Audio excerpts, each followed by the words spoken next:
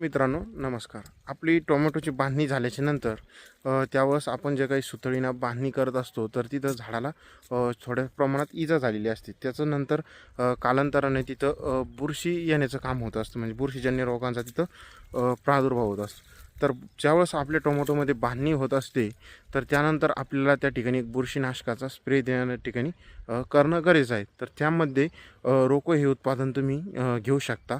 यासोबत आपल्याला एक अँटीबायोटिक घ्यायचं आहे. अँटीबायोटिकमध्ये आपण कासुबामायसिन ही त्या ठिकाणी घ्यायचं आहे.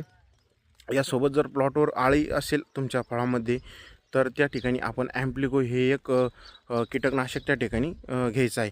या तिन्हींचं कॉम्बिनेशन करून आपण जर स्प्रे त्या ठिकाणी केला तर नक्कीच तिथली जी काही बुरशी आहे तर ती जाण्याचं जाईल आणि प्लॉटही चांगल्या प्रकारे तिथं डेव्हलप होईल, म्हणजे लवकर त्या ठिकाणी आपल्या प्लॉटवर बुरशी येणार नाही. तर मित्रांनो, माहिती कशी वाटली तुम्हाला आम्हाला कमेंट बॉक्समध्ये नक्की कळवा आणि चॅनलला फॉलो करून